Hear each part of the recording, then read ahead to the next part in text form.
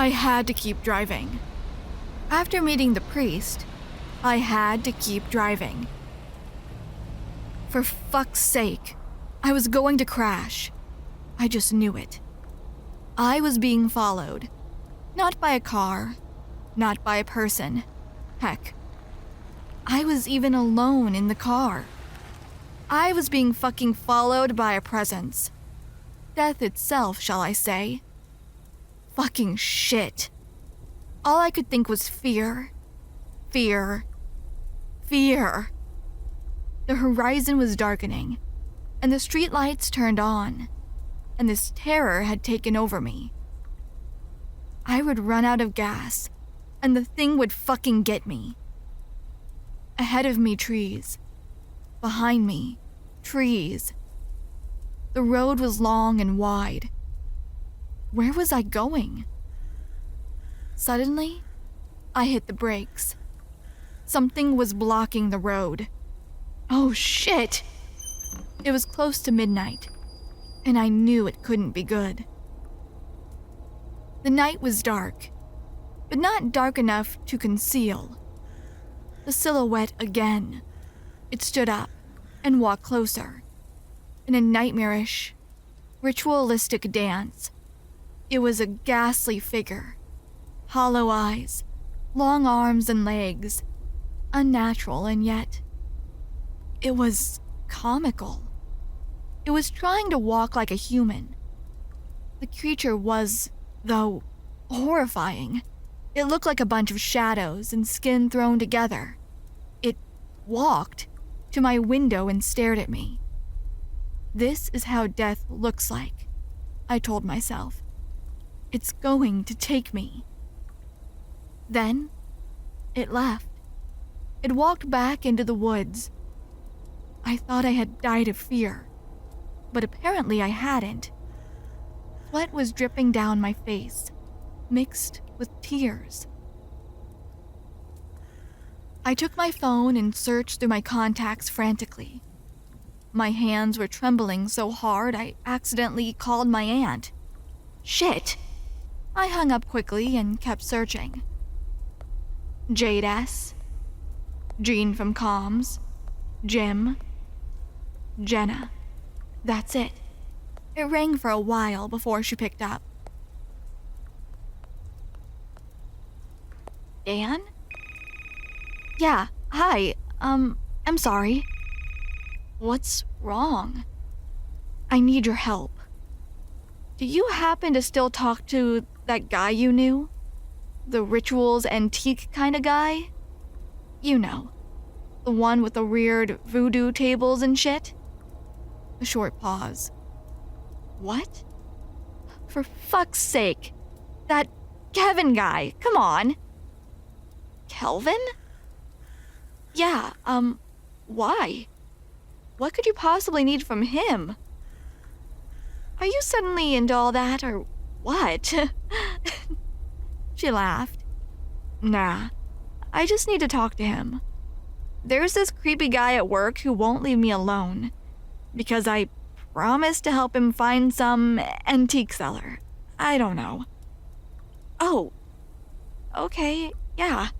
I can give you his number tomorrow. Can't you do it now? All right. The guy must be really stalking you. You have no idea. I called the Kelvin guy immediately. He didn't pick up. It was way over 1 a.m. Called him until he answered. Who is this? Hi, is this Kelvin? The ritual antique guy? Literally no one calls me that. Why? I really need to talk to you. Pause. Okay, are you gonna sell me something? I actually need your dark-ass knowledge. What? You want me to do what, dude? Are you drunk? Listen, you need to help me. My friend sells souls, and he fucked with the wrong thing, and now some shit is chasing me, and I think it's death. I have kids, man. I ain't dealing with all that. Yeah, you're drunk. I don't know who gave you this number. I know about processes, rupture, wondering. I know all that. Please. I hear a long sigh. Fine. We can meet tomorrow. If you really want to, I'll text you. The next day, here I was, in this crusty diner, waiting to meet this Kelvin. He walked in, and I suddenly realized why he chose such a career. The guy looked like a loser. I explained everything to him. He stood silent for a while, then spoke. I know people like Theo. He thinks just because he knows how to read a ritual book, he can tame a demon. Demons aren't like us. They aren't fair. There is no terms and conditions to a transaction that is happening outside our sphere, our world. He probably already sold his soul and doesn't know it. The poor guy is gonna end up killing a bunch of people and then himself in a few years, because that's when the possession fully unveils. And what did he even get because of this? Some money, a nice girl. Not worth it. What was that thing that was following me? He narrowed his eyes. That could have been Theo in his demon form. Probably. He said he wanted you to be his anchor. That's code for, I'm gonna try to use you in another ritual to regain my humanity. But I'm gonna kill you and probably the both of us will be doomed. Well, that didn't sound good. So what do I do? He won't leave me alone. I thought that was death. Bullshit. Death follows people who died and can't go. Death is pretty harmless, if it gets to do its job in peace. What do I do, man? You need to kill him before the demon takes over. Kill my friend? I'm not a murderer. Either that or have your family and yourself die by his hands. You pick. This was crazy. Fuck. How do I even do this? Kelvin, then, took out a book from his bag and talked me through one of the craziest things I have ever heard. Not only did I have to kill him, I also had to perform this ritual to make sure the demon wouldn't enter me. I needed salt, wax, matches, rope, and a knife. Listen, kill him however you want. Poison him for all I care. Just make sure he dies. Then take the wax and melt it in his palm and left ear. Tie him to a stable thing. A tree. Circle him with salt. Read from this and then cut the rope and bury your friend. Nothing will happen to you. Shit like this happens all the time. Believe me. I'm not gonna lie. Kelvin didn't look impressed by the story. How often do people play with this stuff? That night, I had sent my wife and kids away and returned to the house. I felt afraid, but at the same time, I was curious. I called Theo and told him I'd help him. My heart was heavy, but I was going to do what needed to be done. He arrived just like the first night he had visited me. A familiar knock at the door, and when I answered, he was even wearing the same clothes. I'm so glad you could help me. You are a real friend. He didn't seem in any way, nor relieved, nor happy. He just seemed distant. Walking to the kitchen, he did something unexpected. He tripped a bit, but his body moved almost unhinged for a moment. Had it already begun? The possession? Was I in danger? Anything for you, I said. Fucking demon, I thought. I won't let you take my life and soul.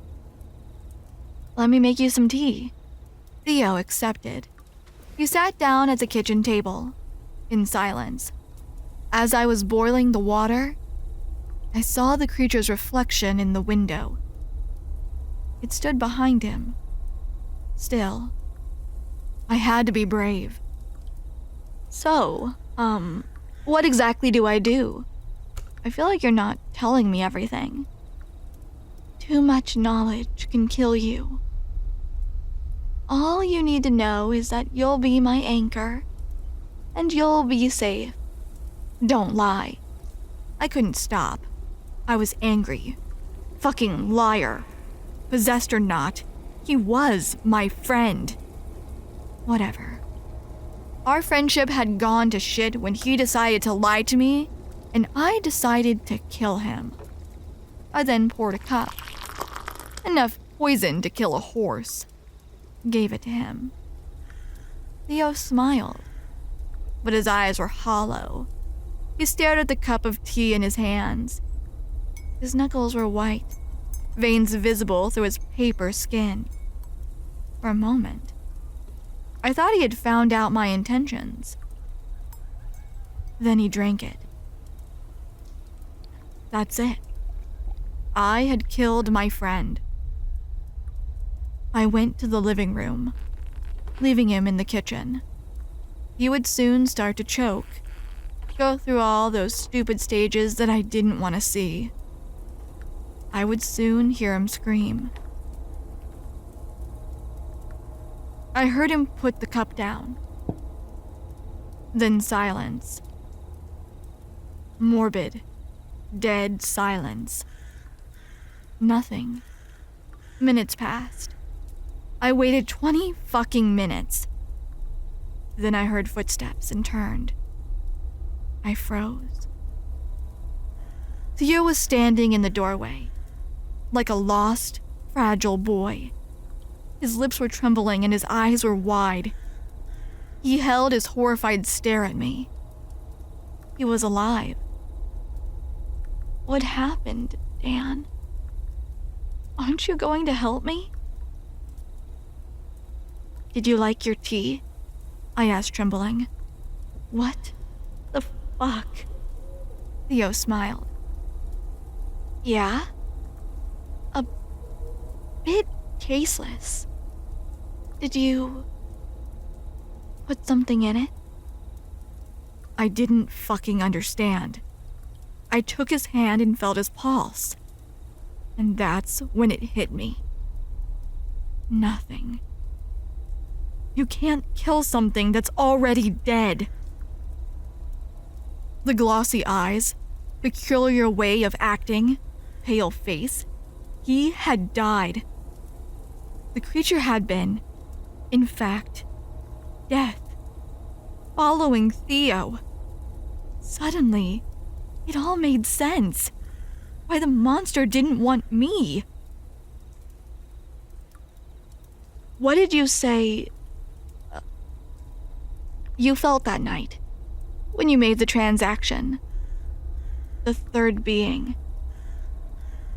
I told you, Dan. Still and old. Not a soul.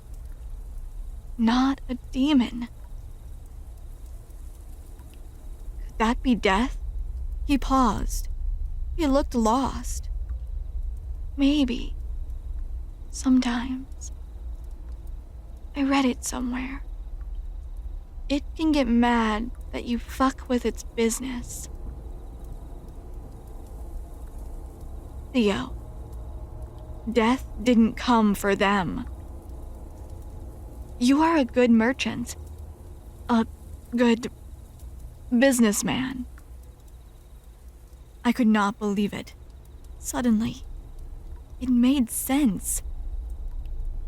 Theo, you died. I watched as my friend opened his mouth to speak, then closed it. He frowned. No. You're lying. I can't be. How'd you get here? I drove here. Which car did you take? All he did was stare, disoriented. He scratched his head, took a few steps back. I don't understand. You're fucking with me. When you felt the presence, did you finish the transaction? No, I don't think so. I couldn't. Why? I don't fucking know, Dan. Something intervened. You lost your physical fucking form.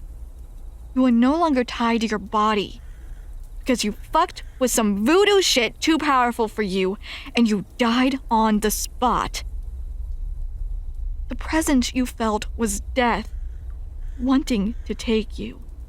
However, due to some stupid magic, or because of whoever demon took you under its care, because of the souls you sold it, you managed to remain here. You are being kept alive by this demon because it needs you here. And after it's done with you, it's probably gonna take your soul too. His eyes were full of fear. Nah, man. You're wrong. See, I did some good. Good! He spit out the words, research. I am good at what I do. I can't die. I'm not possessed by anything. A demon cannot enter you without your consent. Yeah, when you are alive. This is why you wait for people to die to sell their souls. Not only did you die, you didn't even know it. You were cursed from the beginning. He frowned again. You're crazy. I felt about to scream. The clock was ticking. You are dead. Fucking prove it! He cried. You are dead because I fucking poisoned the tea and you didn't die, which means you were already gone! Theo stared at me. Confusion washed over his face, then anger, betrayal. His lip trembled, hand shaking. You tried to kill me? I did. And look where that got me. You need to go. Accept it. You died. Fuck no. You tried to kill me? 'Cause you were fucking stalking me. You're a bigger psychopath than me. I would have never hurt you. And you wouldn't? Because the thing inside of you would. There is no thing inside me. If you would just go to the light, maybe you could escape. I didn't die! Yeah? Well, tell that thing that has been standing behind you for the past 10 minutes. I'd never seen someone so still, so afraid. He slowly turned around and faced the creature that had been terrorizing me. He didn't even scream. He just stared at it. The creature stepped towards him, then placed a long finger on his forehead. Theo suddenly shivered and fell to his knees. When he looked back up, I could make out something wild in him. Was it the demon? I needed to act fast. I grabbed the salt. He understood. Suddenly, I thought I sensed something else in his look. Was it relief? So I'll leave. Yeah. I'm sorry. What will happen to my soul? Probably already owned by a demon, I thought. That's what you get for playing with shit you don't understand. You'll be fine. You think? Yeah. He looked down. I never thought it would end like that. Dan? Yeah? I need you to get the fuck away from here. What? Why? Theo sighed. I'm gonna let myself go. But it's gonna be ugly. If whatever demon wants to take me, it's gonna do it now. You need to run. I could barely speak, so I whispered, okay. They're gonna fight over me. I worked with plenty of them. I don't know when I'm gonna be at peace. If I will. But get out. Don't come back to this house. Ever. Don't sell it. I cursed it. I took a few steps back to the front door. Thanks, Dan. For what? For being my anchor. I needed you to help me understand. You're welcome. And that's when I closed the door behind me and ran. Ran as fast as I could. I hadn't seen Theodore since. I haven't returned to my former house. It's been years. Nothing peculiar has followed. I'm good. I still can't watch any horror movies because of that. I managed to get out mostly because of luck. Please, if your grave robber friend knocks on your door late at night, don't answer. It's no good.